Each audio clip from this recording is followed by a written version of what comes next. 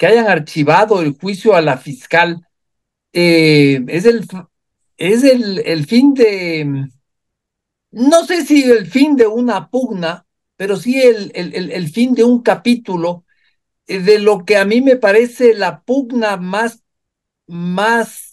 larga, más intensa y relevante de la historia moderna de este país. Es que yo no me acuerdo algo así como lo que le ha enfrentado al correísmo, a Rafael Correa y a la fiscal Diana Salazar. Pues yo creo que al menos de parte de Ramiro Vela había una sincera intención de que de que no continúe el juicio a la fiscal. La votación del oficialismo fue a favor del archivo del juicio a la fiscal, pero yo sí creo que lo que más les importaba era posponer el juicio a la ministra de Gobierno. Habíamos dicho que esto podría ser el final del tema de la fiscal y el correísmo. A mí me parece que la próxima gran pelea va a ser el tema del reglamento para elegir al nuevo fiscal. El día de hoy creo que el CPCCS esta mañana va a discutir el proyecto de reglamento. Esto es Politizado. Una tertulia de Diario Expreso sobre actualidad y política. Yo soy Martín Payares. Yo soy Roberto Aguilar y arrancamos ahora. Oye, Roberto, lo que pasó ayer en la asamblea yo diría que es particularmente relevante, ¿no? El que hayan archivado el juicio a la fiscal eh, es el, el fin de, no sé si el fin de una pugna, pero sí el fin de un capítulo de lo que a mí me parece la pugna más larga, más intensa y relevante de la historia moderna de este país. Es que yo no me acuerdo algo así como lo que le ha enfrentado al correísmo, a Rafael Correa y a la fiscal Diana Salazar. O sea, de chico, cuando recién regresó la democracia, me acuerdo de la pugna entre León Febres Cordero y Luis Feró Blum. Me acuerdo Carlos, sí, ¿no? perdón. No era Luis, creo, pero bueno, no importa. Bueno, yo era niño para entonces, pero por las cosas que se escuchaban, ¿no? Lo de Febres Cordero con Gustavo Noboa, que también fue una pugna Mm. complicada y todo, no les llega, no llega a estar a la altura de esta que ha habido, que ya son, yo no sé, será ya año y medio, 2 años que están o más, ¿no?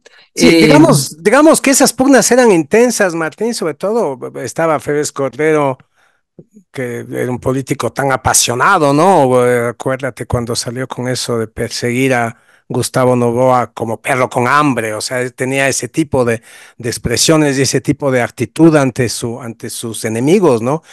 Pero más allá de la intensidad, esta pugna de la que hablas, correísmo versus fiscal, digamos que es una pugna en la que se ha jugado muchas más cosas que en aquellas, ¿no? claro, claro, claro, porque ahora en ese entonces se jugaba, qué sé yo, que en el presupuesto se atienda más a las ciudades donde había alcaldes socialcristianos.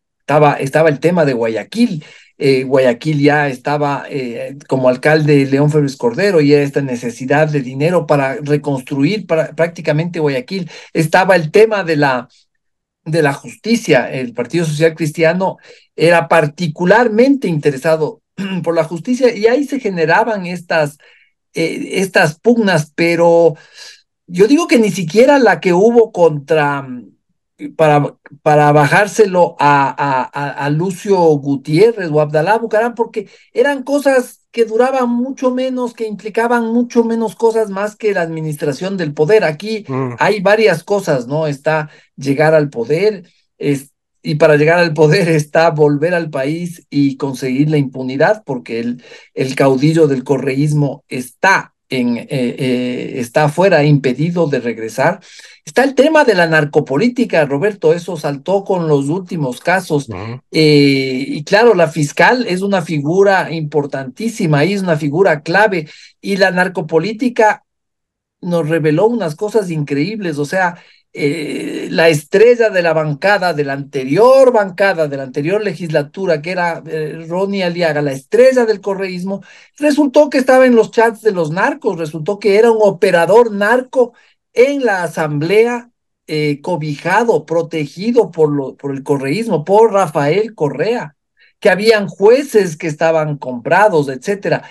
Todo esto se junta atrás la figura de Diana Salazar. Por eso yo me atrevo a decir que debe ser, si no es la que, si no es la más relevante pugna política de los últimos años, es una de las, ¿no? Y Sí. bueno, ayer se cerró un capítulo. Yo no sé si se cerró Mm, definitivamente esta pugna, pero se cerró un capítulo. Hubo una sesión a las 4 de la tarde para decidir qué hacer, porque antes en la comisión de fiscalización, y de eso vamos a conversar más adelante, ya había habido algunos problemas, pero bueno, ayer, justo cuando comenzaba el partido Perú-Ecuador, exactamente a la misma hora se reunió la asamblea y finalmente, con 76 votos afirmativos, 45 correístas que dijeron no,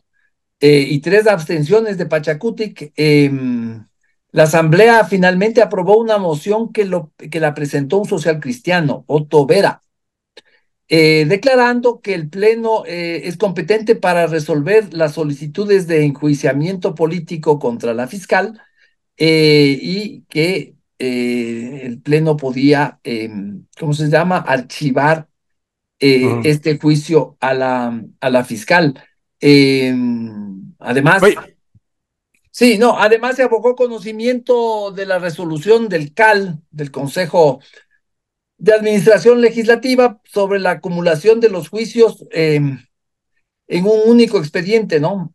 Así se archivaron las solicitudes presentadas por los correístas. Realmente lo de ayer fue una derrota del correísmo monumental, que yo creo que comenzó un día antes, eh, o sea, el lunes, el lunes. ahora, si esto es el capítulo final, eso depende de qué sean capaces de hacer en diciembre, cuando la fiscal nuevamente se retire por el asunto de su embarazo, porque tengo entendido que en diciembre le toca el parto. Eso le entrega, además, me parece que son 2 meses de maternidad, durante los cuales también saldrá de sus funciones, es decir, volverá a salir. Ahora sí saldrá de sus funciones. Porque Eh, si ya se le acaba el periodo. Sí, pero se le acaba el periodo en abril. Ahora, es posible, conociendo estas firmas, conociendo a los animalitos, es posible que aprovechando esos 2 meses de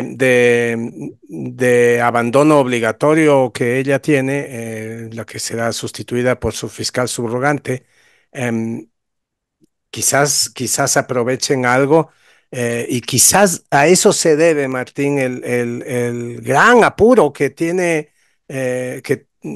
los correístas, que ya no son mayoría en el CPCCS, pero que elaboraron este reglamento, el primer reglamento. Ahora ya son 3 reglamentos los que están en juego para el concurso de fiscal. Era desde el principio muy sospechoso que, siendo un reemplazo que tendría que venir en abril, porque hasta abril dura el periodo de la fiscal, los correístas del CPCCS estuvieran pero tan apurados, porque estaban apuradísimos, especialmente Verduga. Quizás es porque estaban preparando algo por ahí, algo que les permita tener listo ese concurso y listo el nuevo fiscal, digamos que para enero, para antes de que se cumpla el periodo fiscal, y ojalá para ellos antes de las elecciones, ¿no? Ahora, lo que vos dices de las implicaciones de este juicio son reales, ¿no? Narcojuicio le ha llamado la fiscal. Y, o sea, más allá de que esto es un eslogan, ¿no? La fiscal ha sido muy hábil, comunicando, ¿no? Y posicionando. Y políticamente es muy, muy, muy Sí, lista y sí. astuta políticamente también. Quizás este es el momento de hacer ese debate también, Martín, sobre las estrategias políticas de la fiscal, porque mucha gente dice que una fiscal o un fiscal no debe tener estrategias políticas y no les falta razón, pero es verdad también que si no las hubiera tenido, esta fiscal habría marchado hace rato porque Hace fu. hace más de un año, quizás son 2 años, que el correísmo viene intentando echarla abajo y lo ha hecho desde todos los órganos de los poderes públicos, lo ha hecho desde la Asamblea, lo ha hecho desde el CPCCS, Desde la judicatura. lo ha hecho desde la Judicatura, le han puesto un juicio por plagio. Es decir, no han cejado en el intento de echar abajo a la fiscal y este juicio era en realidad la batalla definitiva. Y el hecho de que lo llamen narcojuicio, decía yo, más allá de que sea un eslogan, de que sea una frase vendedora como los nombres que pone ella a los casos, ¿no? Metástasis, purga. A ella le encanta poner nombres a las cosas, sí. Sí, esto del narcojuicio no está del todo descabellado si te pones a pensar en lo que este juicio podía haber significado de haberse hecho. eh, la influencia que pudo haber tenido en los procesos penales iniciados por ella y que están en marcha, como por ejemplo, cojamos uno, el emblemático Metástasis. Um, en Metástasis está implicado uno de los operadores del narcotraficante Ronnie Aliaga, el operador del narcotraficante Leandro Norero, su operador en la asamblea, Ronnie Aliaga, que sabemos por los chats que coordinaba sus acciones, por ejemplo, contra Villavicencio y contra la misma fiscal, con Ronnie Aliaga, otra vez, con Leandro Norero y Javier Javier Jordán, Jordán. sí. Y una de las estrategias de este juicio pasaba por repetir lo que ya intentaron, lo que ya intentó hacer Pamela Aguirre, que era poner a Ronnie Aliaga frente a frente con la fiscal, no solo a Ronnie Aliaga, entre las personas que llamaban a comparecer a este juicio estaba Rafael Correa, que iba a comparecer 2 veces, estaba Wilman Terán, estaba Pablo Muentes, algunos implicados que la verdad a mí me parece que no era nada apropiado porque eso podía comprometer la marcha de los procesos judiciales, ¿no es cierto? Siempre en la Asamblea están hablando de la diferencia entre los juicios políticos y los juicios en la justicia regular, pero el caso es que este juicio político iba a interferir en los procesos penales porque ¿qué podía salir de un intercambio entre Ronnie Aliaga y la fiscal? ¿Qué podía salir de un intercambio en el que Rafael Correa, el prófugo de la justicia, iba a terminar acusando a la fiscal delante de la comisión de fiscalización, donde además iba a haber un coro de Claro. correístas haciendo repreguntas y subrayando cada cosa, ¿no? O sea, a mí me parece Es la muy grave. emboscada, esa era la emboscada que Sí. tenían planteada, ¿no? Y que todavía confiaban en volver a ensayar. Sí, sí, era una emboscada. A mí me parece muy, muy grave porque podía contaminar los procesos penales e incluso echarlos a perder. O sea, la fiscal no puede reunirse ni presencial ni virtualmente con Ronnie Aliaga en ningún espacio que no sea la corte. O sea, la fiscal solo puede reunirse con Ronnie Aliaga ante un juez. Lo mismo con Rafael Correa, lo mismo con todos estos implicados con Wilman Terán con Pablo Muentes. ¿Qué es lo que pretendía la Asamblea al sentarles delante a estos acusados, algunos prófugos, para que acusen a la fiscal? Los acusados de los juicios penales iban a terminar de acusadores de la fiscal y íbamos a estar en un estado de cosas en el que todo lo que dijera la fiscal podía haber sido usado en su contra o podía Claro. perjudicar los juicios. O anular algún juicio, yo no sé. Pero bueno, Roberto, todo esto, todo lo que pasó ayer, realmente comenzó el día lunes con una sesión bochornosa de la bochornosa y multitudinaria. Estaba hasta la bandera, eso, lleno de gente. Sí, Eh, una, una, una sesión de la comisión esta de AIPAME, sobre la que tú escribes hoy una crónica. Me parece que de eso vamos a conversar ahora, pero hagamos una pequeña pausa primero. dale. Es hora de abrir los ojos con Expreso. Plan digital anual. $20 durante el primer año. Suscríbete en suscripción.expreso.es. Roberto, esta sesión del lunes de la Comisión de Fiscalización se hizo viral, se hizo absolutamente viral. AIPAME era primera tendencia, la gente empezó a seguir los hechos que pasaban ahí y claro, como habían gritos, habían alaridos, hubo unos incidentes ahí. Paola Cabezas estaba más desatada que lo que normalmente está. Lo cual ya Eh, es decir. sí, y le sacan de la presidencia a Aipame, hay los votos para esto. Tú hiciste un cubrimiento especial de esto y hoy está tu nota en la edición impresa de Expreso, por eso yo también aconsejo a nuestros escuchas de que se suscriban a Expreso porque el material que ahí realmente les va a gratificar. Cuéntanos, Roberto, ¿por qué esto que ocurrió ayer en la asamblea realmente nació el lunes en esta comisión? Pero la Comisión Martín fue una pelea de perros, una auténtica pelea de perros, no hay otra manera de decirlo. O sea, decir que fue un mercado es quedarse corto. Yo creo que sería más parecido lo que ocurrió en la Comisión de Fiscalización, más que a un mercado, sería parecido a una gallera, sentado en una gallera donde todos están gritando al mismo tiempo, subiendo y bajando las apuestas, o sea, no distingues nada de lo que dice nadie. Eso ocurrió, todos gritaban al mismo tiempo. Eh, es esta cosa de la crispación como estado de ánimo dominante, ¿no? O sea, una crispación que hace imposible el intercambio racional, que hace imposible el diálogo. Vos, todo el tiempo estuvo Pamela Aguirre hablando en un tono de crispación que básicamente boicotea la conversación, o sea, porque cuando hay una persona tan crispada, lo único que hace es mangonear y atropellar, pero no puede intercambiar razones y escuchar. Simplemente exige ser escuchada y no escucha. Eso era lo que hizo Pamela Aguirre. Pamela Aguirre fue, su presidencia fue apelada y contestando a tu pregunta, ¿qué es lo que pasó?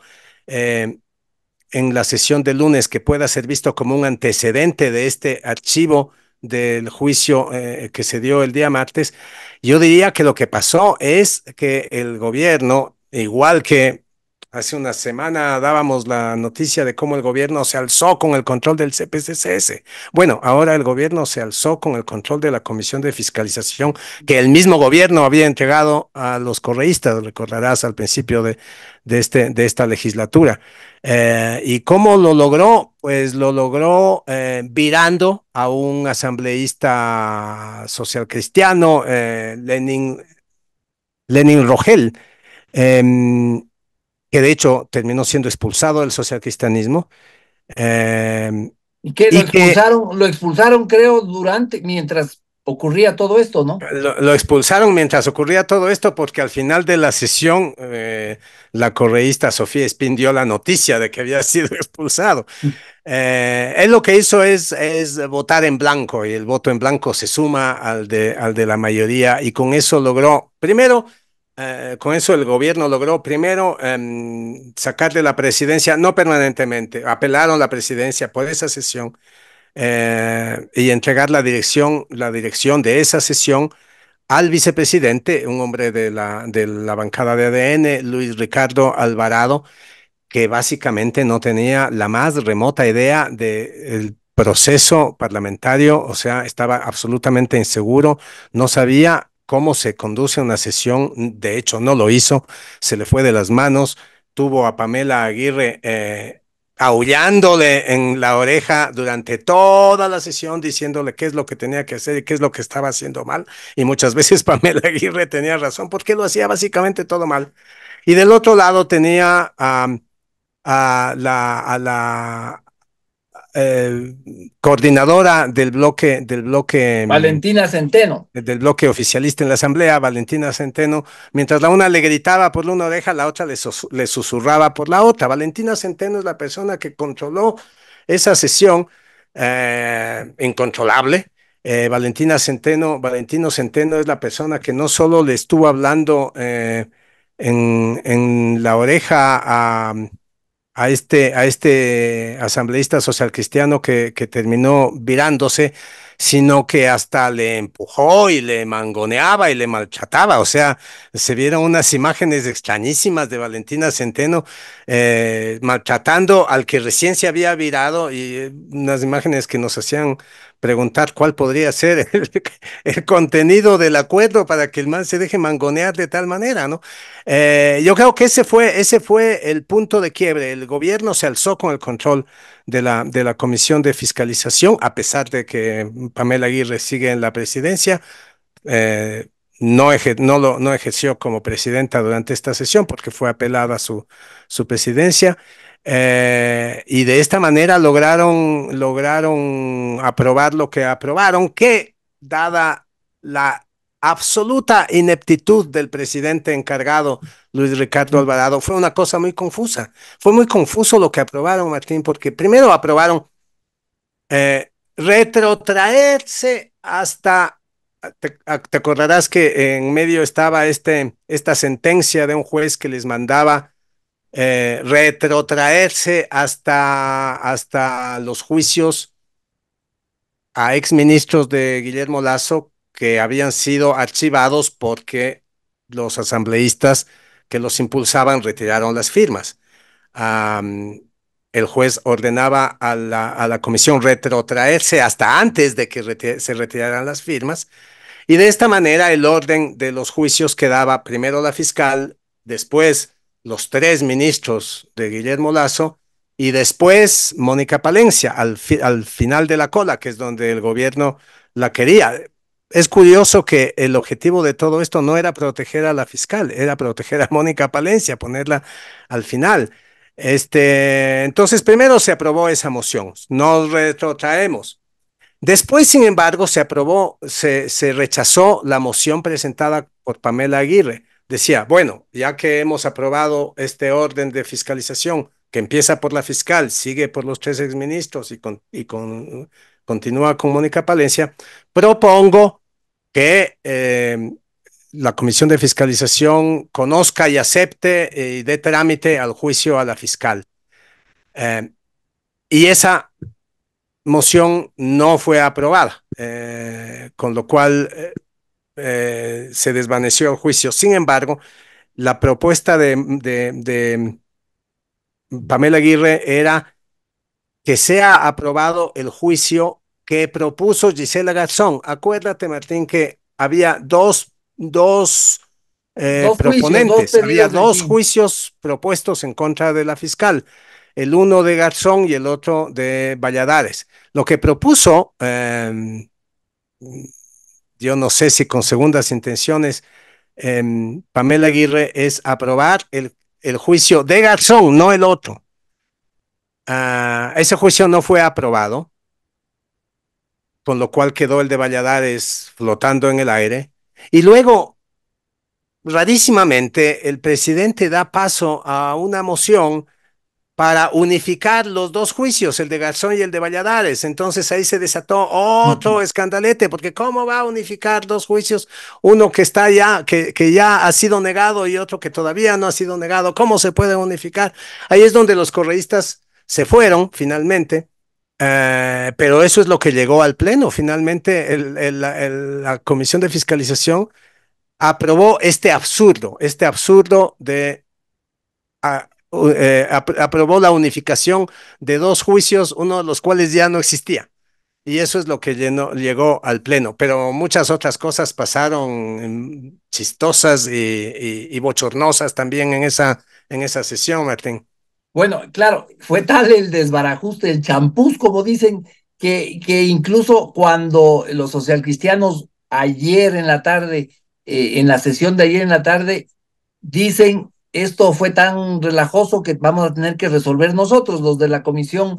Fue Vicente Tayano, el socialcristiano, que dijo, habló ayer en la sesión y dijo, el Pleno tuvo que intervenir luego de la serie de irregularidades en la comisión. Eh, sí, porque todo quedó en... pero también hubo algunas decenas de gritos de histeria, ¿no? Lo de Paola Cabezas se hizo viral. Sí, Paola Cabezas dando un manotazo sobre la mesa, gritando, ¡sin vergüenza! Pero, o sea, desgañitándose en el Y grito, o ella no sea, es, y ella no es miembro de la comisión, no, ella estaba de refuerzo. Ambos contendientes, oficialistas y correístas, tenían refuerzos. acudieron con refuerzos. Y cuando los correístas llegan con refuerzos, son imbatibles en esto de los decibeles, ¿no? O sea, ellos gritan más. O sea, eso ya no hay nada que hacer al respecto. Ellos son los que más gritan. Y de hecho, con tantos gritos lograron hacer que el presidente Alvarado, el presidente encargado, haga cosas tan absurdas como poner un video en media votación. O sea, estaba tomando votación. Los asambleístas estaban razonando el voto. Llegó Sofía Espín, la correísta, y dijo que quería poner un video. Eso no se hace, o sea, no puedes poner un video cuando están en votación, pues, o sea, razones del voto o no razonas del voto, pero no puedes decir que como parte de mi razonamiento voy a poner un video, ¿no? Y pones el padrino, o sea, no puedes. Entonces el presidente encargado, Alvarado, le dijo que no podía poner un video porque estaba en votación y se desató la gritería y no sé qué, y que usted nos impide, que bla, bla, bla, bla, y terminó poniendo el video. O sea, estaba tan inseguro, Además, no sabía nada del procedimiento, no sabía nada del procedimiento que una de las cosas que hizo Ricardo Alvarado es pretender ejercer su voto dirimente en una votación en la que no hubo empate. Otro griterío, ¿qué le pasa? ¿Cómo puede? Ahora, Imagínate que Ronald sí, González le gritaba cachudo. Esta es una historia bonita porque le gritaba cachudo a Ferdinand Álvarez. Ferdinand Álvarez es el novio de la Soledad Soledad Padilla, Padilla, la mujer a la que pretendía Jorge Glass. desesperadamente Jorge Glass. O sea, no me parece que el término de cachudo le corresponda a Ferdinand Álvarez, pero así le gritaba y le decía, vamos afuera para chirlearte, vamos afuera. O sea, ese es Ronald González, vamos para chirlearte. O sea, habla él tiene este estilo, a pesar de ser correísta, tiene este estilo de la escuela de Nebot, ¿no? Ese tipo de oratoria así muy Nebot, es como un Nebot en forma de llaverito. Eh, Oye, ya para ir cerrando esto, porque se nos acaba el tiempo, esto sin duda fue un triunfo del gobierno porque logró poner, como tú dijiste, en la cola al juicio a Mónica Palencia. Ya para cuando llegue ese juicio, ya estaremos en plena campaña, ya estaremos mudando de piel y estaremos en otras, pero también se salva la fiscal. A ratos a uno se le antoja pensar que al gobierno le interesaba más lo de Palencia y que lo de la fiscal cayó de resbalón, ¿o tú crees que había ahí un acuerdo para eso? Mira, yo creo que el asambleísta de gobierno Ramiro Vela, que es miembro de la comisión, yo creo que él tenía la sincera intención de impedir el juicio a la fiscal porque le parecía un horror. O sea, de hecho, él es la persona que estuvo denunciando el día de ayer en varias entrevistas que tuvo este intento de someter a la fiscal a estos careos con los prófugos y con los delincuentes o los presuntos delincuentes que ella está juzgando. Y él decía que eso tenía precisamente la intención de desvirtuar esos juicios políticos. Yo creo que al menos de parte de Ramiro Vela había una sincera intención de que no continúe el juicio a la fiscal. La votación del oficialismo fue a favor del archivo del juicio a la fiscal, pero yo sí creo que lo que más les importaba era posponer el juicio a la ministra de Gobierno. Lo lograron. Tú dices que quizás cuando llegue el juicio a la fiscal, a la ministra de Gobierno, ya haya pasado mucho tiempo, quizás ya haya llegado las elecciones. Yo no estaría tan seguro, Martín, porque estos tres juicios que están en medio, los juicios contra los tres exministros de, de Guillermo Lasso, puede ser que se interrumpan si es que la Corte Constitucional a la que Henry Kronfle consultó y pidió que actúe en este caso, si es que la Corte Constitucional actúa a tiempo. ¿Por qué? Porque hay una sentencia de la Corte Constitucional que dice que no es posible aplicar acciones de protección precisamente en los casos de control político, que estos casos políticos no son susceptibles de acciones de protección y esto es una acción de protección interpuesta por una asambleísta de gobierno. Entonces, si es que en la revisión de su sentencia la Corte Constitucional actúa a tiempo, estos juicios podrían detenerse y tocaría proseguir con Mónica Palencia. Sí, bueno, habíamos dicho que esto podría ser el final del tema de la fiscal y el correísmo.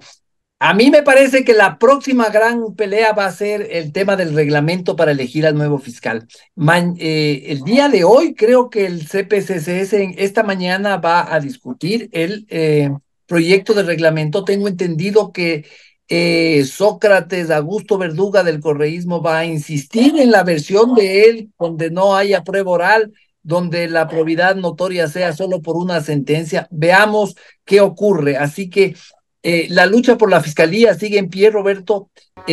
Hoy salió bien librada la fiscal, pero veamos a ver qué pasa en el CPCCS. Es hora de abrir los ojos con Expreso. Plan digital anual. $20 durante el primer año. Suscríbete en suscripción.expreso.es.